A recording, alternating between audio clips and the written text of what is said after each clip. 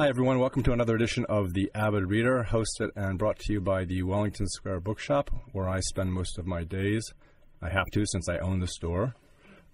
Today, we're happy to have as our guest Susan Cain, a self-avowed introvert who just published Quiet, The Power of Introverts in a World That Can't Stop Talking. So that kind of leaves me out. Thanks, Susan, so much for joining us today. I really appreciate it. Oh, it's my pleasure.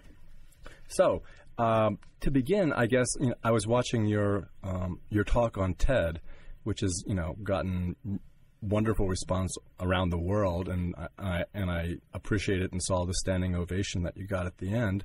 But in somewhere where I read it, it sounded like you really were nervous about that, and you really had to be coached. Is that correct? Oh God, yeah, it is correct. And you're probably maybe thinking of the essay I wrote in the Times describing the lead up to the TED Talk. And and the reason that I wrote that essay is I had a lot of people come up to me afterwards saying, I'm an introvert too, and I could never do what you did. I could never give a TED Talk like that.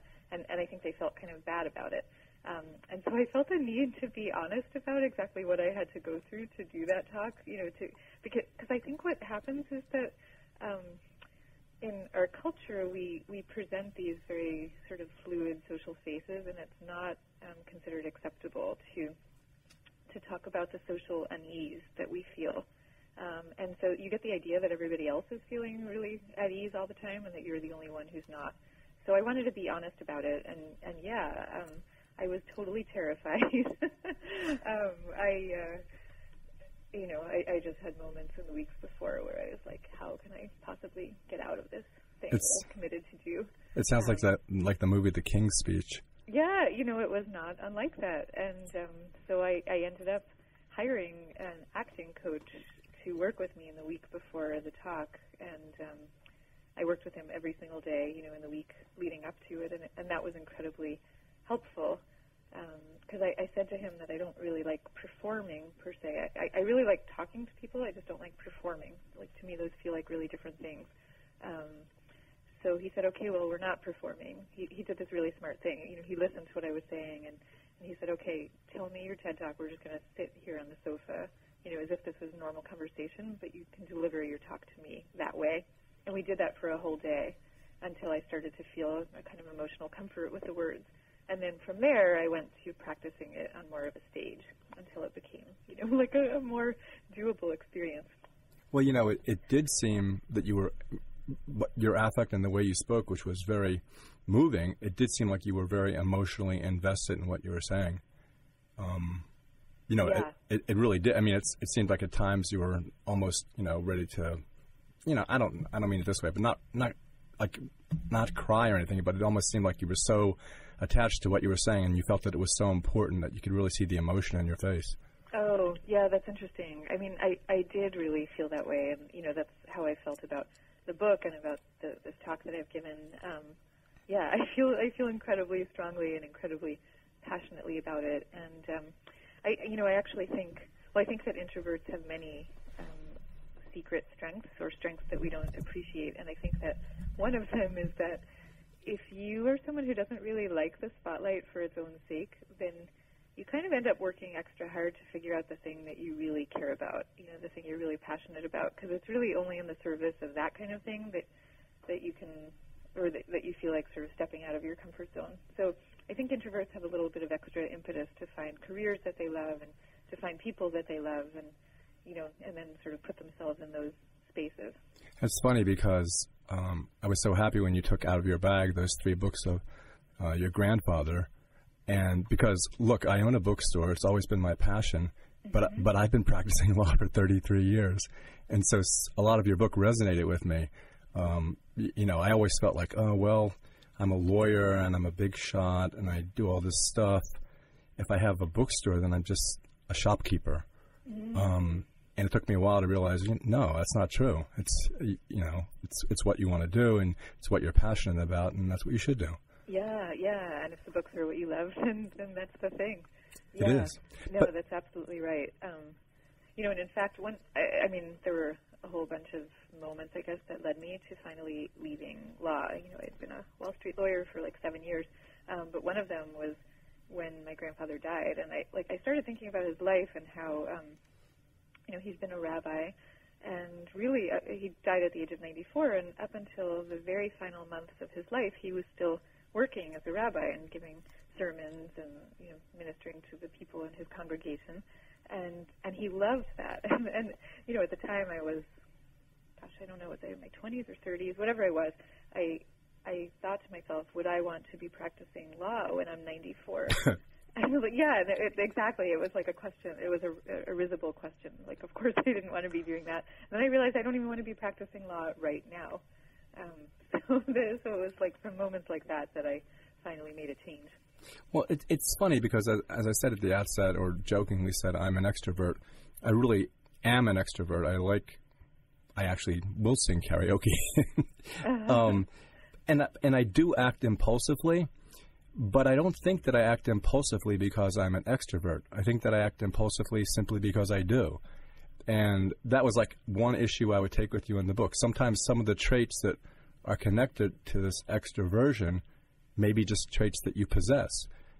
I don't find myself linking my impulsive behavior to the fact that I'm an introvert. I don't know whether you would agree with that or disagree.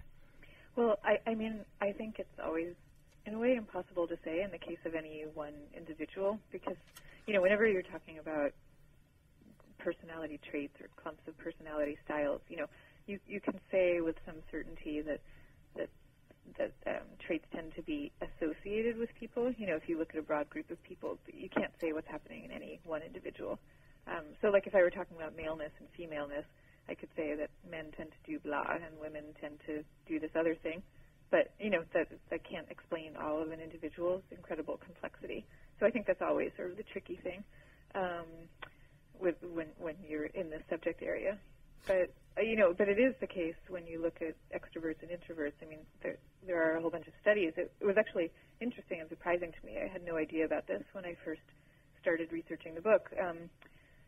But yeah, there's a lot of interesting studies finding that extroverts are much more likely than introverts to act impulsively and to do things, like they get into more car accidents, they place larger financial bets, they participate more in extreme sports, and there seems to be a kind of neurochemical basis for that, which is that extroverts have they have more active reward networks in their brain, so that makes them sort of like charge a little more enthusiastically after things that feel rewarding or pleasing, which is a nice thing, a nice trait.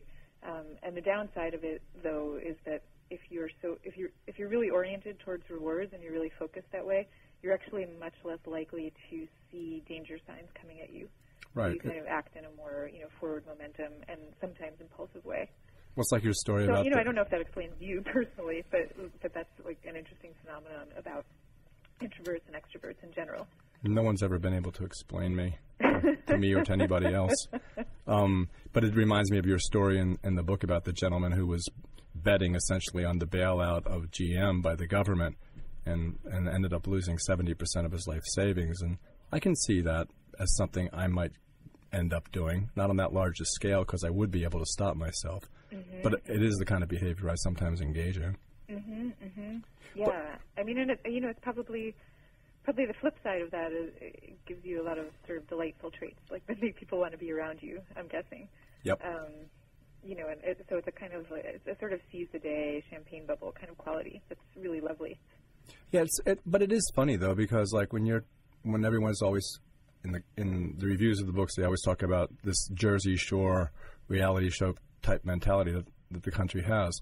I mean, I'd rather, and this is impulsive too, I'd rather choke on my own vomit than watch an episode of the Jersey Shore or to meet Snooki or to meet the situation. And at the same time, I haven't watched television in 5 years, not one show, and I read constantly. So I don't want to be called an ambivert either, but I don't know exactly what I'm saying, but I know I have all these different traits that mix together, and I'm not sure I want to be labeled one. So you don't like the whole idea of labeling in general? Well, I guess if you took your book and took the word extrovert out and put the word woman in, then I think people would like, hey, what is she saying all this stuff about women for? That's not true. But it's, I mean, and you do say from time to time, you say, I think extroverts are great. And you even said in your speech, the TED speech, you said, I almost want to say some of my best friends are extroverts. And so it's like it seems like there's part of you that does feel that introverts are better than extroverts, to put it bluntly. No, I really wouldn't say that, to put it bluntly. I would say what I'm trying to do with the book is point out, and I'm going to use men and women as an analogy here for a second, because I actually think it's a great metaphor in a lot of ways. So at the time when people started talking about sexism, let's say in the 1950s and 1960s, I think there were some women maybe who were trying to put men down in order to raise women up, but I think there were a lot of women who were simply saying there's a bias against women, and we are now going to point out traits that are great about women and some of the ways in which men have great traits, but there are some places where they might fall short, and we actually need women in the mix, and therefore we need yin and yang. And that's really what I'm trying to do here. So, my argument is that we live in a culture that's biased against introversion, and so we tend to see we tend to see introversion as a trait always through its negative lens, and we tend to see extroversion through a positive lens. And in fact, all personality traits come with their good sides and they come with their bad sides. So I'm trying to sort of reverse it a little bit and shine a light on the positive sides of introverts, and point out here are some of the negative sides of extroverts, and this is why we really need both. Introverts and extroverts need each other, and as a society, we need both. Yeah, and I think one of the best examples would be something like Steve Jobs and Bill Gates. I mean, both achieved incredible things, and Steve Jobs is a classic, at least to me, extrovert, and you even talk about Bill Gates being an introvert who's able to deal in extrovert situations. Yeah, exactly. Or if you look at Steve Jobs and Steve Wozniak, who right. together created Apple, to me that was a perfect example of this kind of synergy. So Steve Wozniak was this classic introvert who really likes to kind of go off by himself and work autonomously and sort of noodle on his projects and not get involved in interpersonal politics and that kind of thing. And he was the one who really invented the first Apple computer. And then he shows it to his friend Steve Jobs, who's like, this thing is amazing. We must go sell it. Let's start a company around it. And Steve Jobs then becomes the engine of the actual company that's born through this stuff. But the initial creation is Steve Wozniak. So you couldn't have had Apple without both of them. Right? I know. Each played an integral role. But if Steve Wozniak had his way, he would have just given the Apple away to his little techie group, his techie group of introverts. He would have given it all away. Yeah, so that's right. Who knows? But but the thing about Wozniak, which is so funny, is the reason I like him so much, and it is part of his introversion, is that he'll just say things. If he thinks an Apple idea coming out now is bad, he'll just say it's bad. He doesn't even think about that. Well, no, he does think about it, but he's not going to say an Apple product is good if he thinks it's bad. Right.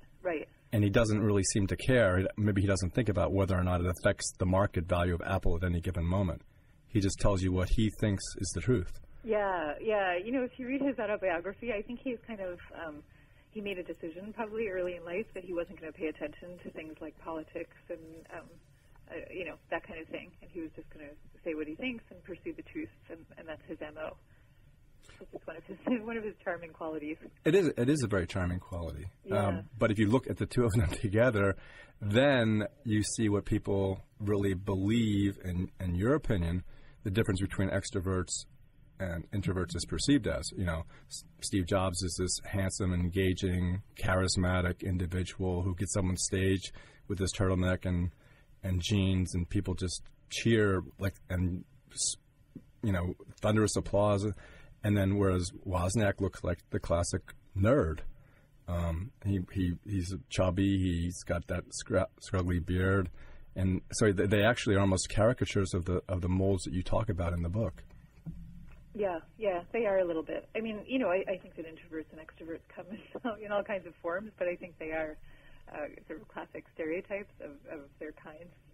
Well, so one time I met Bill Clinton and Al Gore at the same time, and Bill Clinton essentially, and there's no other word for it, he essentially seduced me. Yeah, I mean, yeah. it was like a lot of people use that word about him.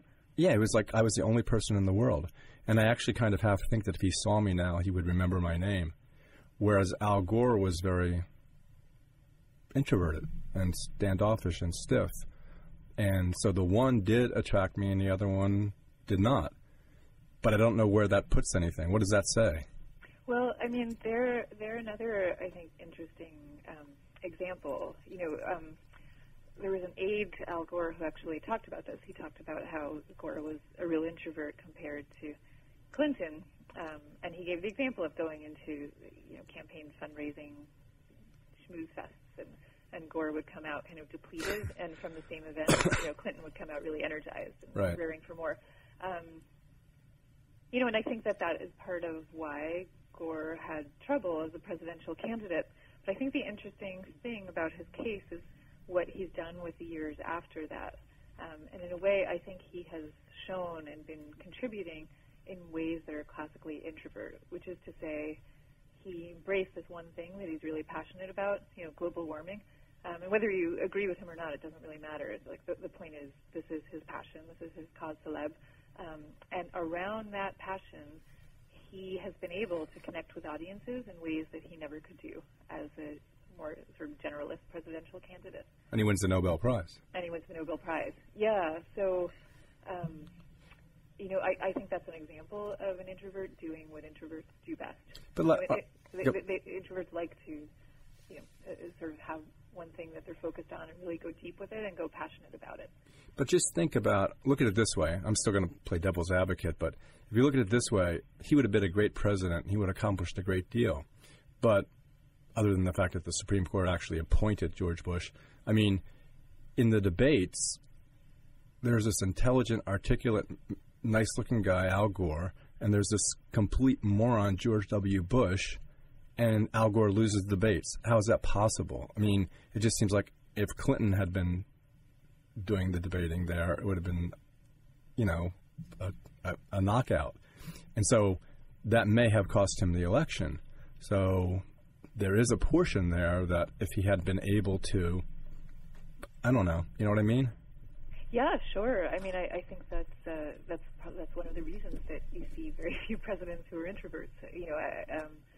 I think that's part of what people are looking for. And, if you look back to that election, there was a lot of talk back then about, which is the candidate that you'd rather have a beer with. Yeah. And George Bush was the one you'd rather have a beer with. So I don't know, is that a good way to select a president? Probably not so much, but it's also the reality. Yeah, I mean, I would like to have a beer with him. That's a feature of our culture. It's one of the things that people really value in leaders. I mean, and we know this. There's lots of research showing that introverts are routinely passed over for leadership positions, and same thing is true in corporations. Like extroverts are much more likely to be selected to be groomed for upcoming leadership positions than introverts are. Even though there's actually really interesting new research by Adam Grant at the Wharton School, he has found that introverted leaders often deliver better outcomes than extroverted leaders do in specific circumstances, but even though we don't perceive them that way. The reality is different from what we perceive, but the perceptions end up mattering. It's like your chapter about the Harvard Business School and your statistic about the Fortune 500 companies and the percentage of people from the Harvard Business School that are in the top 3 governing positions of those companies. Mm-hmm, mm-hmm. But I would like to have a beer with George Bush, but only to watch him make a fool of himself. You couldn't have an intelligent conversation with him. I think he embodies all the negative traits of extroversion. He was impulsive. He invaded a country that had nothing to do with what happened to us. Probably the biggest impulsive act of the century. And yet people, liked. I guess you're right. We don't have to go over it. You said it exactly the right way. Those are the traits that people seem to like in this country. Yeah. I will say I think that there was then probably a reaction to that. I mean, I think that is generally the way that our culture goes. I think it sort of goes only so far, and so I think in the next election after that, people were looking for somebody who was more careful and more considered, and I think that's probably one of the reasons that President Obama was elected. It was a kind of reaction. And it's also a reason why George Romney won't even mention his name Romney won't mention George Bush's name in any of his speeches. Right. Yeah. So, I think there's always a pendulum to some extent. Well, if you go to individuals, like, would you say that Jimmy Carter was an introvert? I don't really know. He might have been, and I've heard people say that before. I haven't really looked at his life closely enough to completely say. Well, okay. And then if you did it in the most global, most global and important way possible, let's say you were talking about Jesus, would you say that Jesus was an introvert?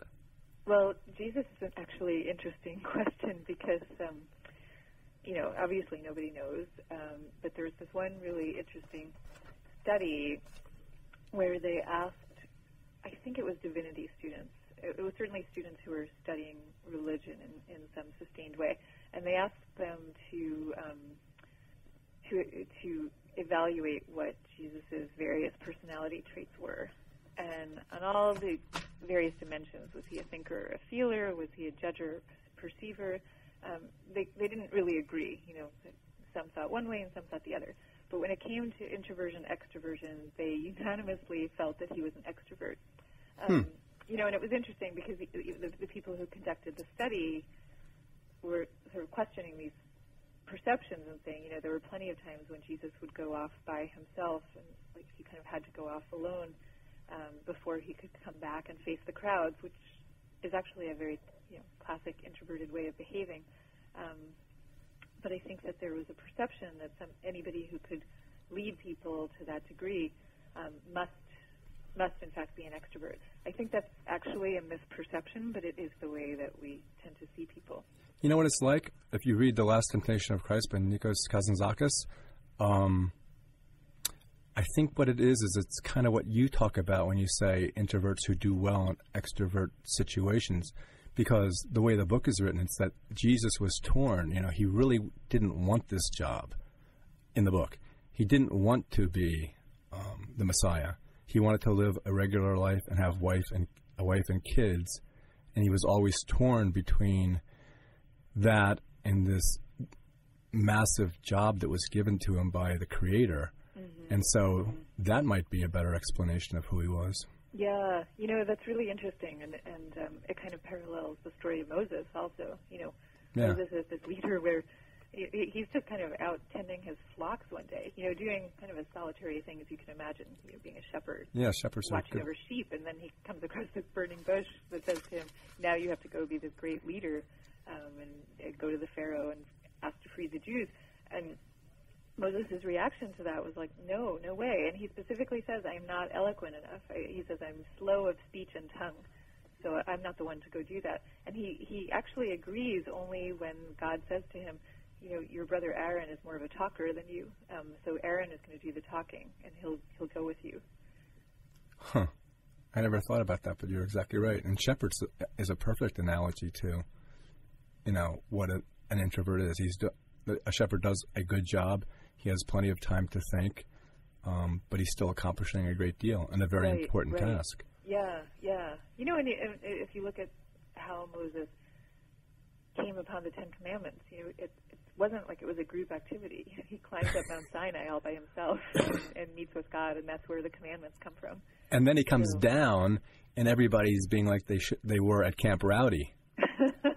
I mean, they're worshiping this golden calf, they're running around, they're jumping, they're dancing, they're fornicating, they're doing all these things, which are really stupid. And that was the other thing when you began that talk and you did your little, that took a lot of guts for you to do your little chant at the beginning. Yeah, I couldn't believe you did that. Honestly, it really did.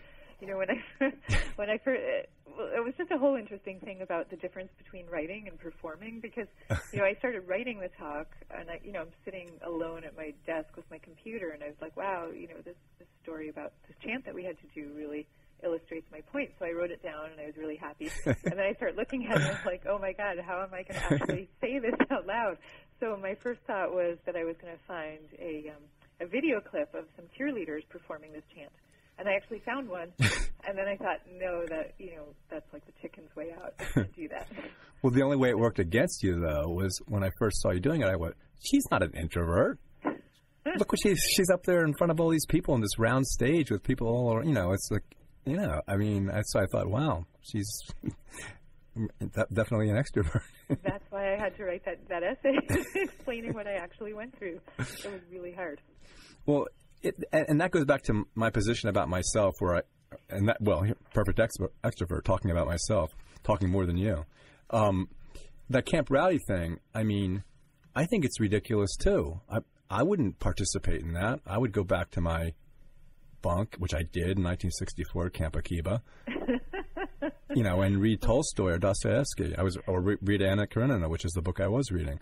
Yeah, sure. I mean, well, part of my critique, it's not about individual introverts or individual extroverts. I mean, really, the basis of my critique is about our society in general. I think that our society is too extroverted for most extroverts, and that, like all of us, extroverts included, have these introverted sides that we're not tapping into enough, either because we don't feel permission to, or just because we don't really get access to them readily enough on a daily basis. And so to me, this camp story was a perfect example of that. Well, it's like the other joke you told about about Finland being introverted. About you can tell if a Finn likes you because he's looking at your shoes, not at his own. Right. And so then you compare that to like Celebrity Apprentice with Donald Trump and all that. That's why the rest of the world thinks we're nuts. Yeah, I mean, well, there's this weird thing going on. I think the rest of the world does think that we're nuts, and I also think at the same time the rest of the world, or the parts of the world that have traditionally been less extroverted, are now trying to figure out how they can become more that way. Because I think there's now this global perception that that's the way you have to be if you want to achieve success. So I think it's kind of unfortunate, but true. It's probably trending in that direction. Yeah, it's like people hate Americans, but they want to be exactly like us. Yeah, at least in this way. I mean, because we're starting to trace this in the Far East, where... yeah, definitely. You know what? I could go into it in detail, but I'm just realizing it's 1:29 and I have this other interview in like 1 minute. No, I was tricking you to see how long you would talk without me. I actually forgot, and I just pulled out my cell phone just now. Yeah, you're 27:08 right now, so I got you for 7 minutes more. Well, I also have tons and tons of questions I could ask you, but I really appreciate you being here, and it was delightful talking to you. Thank you. You too. Okay, well, maybe we'll get another chance. Could I say the name of my website or name of my Oh, yeah, yes. Like yeah. That? Okay, so should I say it or you say it? You say it. Best? Okay, so if anybody would like to connect with me, I have a website, and it's called thepowerofintroverts.com. And I'm also on Twitter. My handle is @SusanCain, and I'm on Facebook. And the name of the book is Quiet, The Power of Introverts in a World That Can't Stop Talking. Okay, and we'll try and... if you don't mind, we'll just link you to our Facebook and blog and all that kind of stuff, too. Yeah, that sounds great. And just let me know when it's all up, and then I can post it as well. Okay, great. That sounds great. Thank you so much again. Thank you. I really enjoyed it. Me too. Okay, bye, Bye-bye. Sam. That was Susan Cain, and as she told you, she published a great book called Quiet, The Power of Introverts in a World That Can't Stop Talking, which describes me exactly. And, even though I kind of pushed her to the limit on some of the ways I felt about the book, she parried each thrust I made quite eloquently and, kind of convinced me that she wasn't talking about individuals. She's talking about society in general. So I really she's a sweetheart. I really enjoyed talking to her a great deal. Next week, we're going to have Alice LaPont, who wrote a book, which I haven't read yet, but it sounds fascinating. It's called Turn of Mind. It's like a mystery Alzheimer's book. It's about a woman who is in the early stages of dementia, whose best friend is murdered, and 4 of her fingers on her hand are missing. And the woman with dementia is the prime suspect. And the problem she has is she doesn't know whether she did it or not because she has dementia. So the question that the book is about is whether her shattered memory is preventing her from revealing the truth or it's actually helping her to hide it. So I'm looking forward to reading the book, and I'm looking forward to talking to Alice LaPont next week. Thank you so much, as always, for joining us here on the Avid Reader, and we'll see you next week.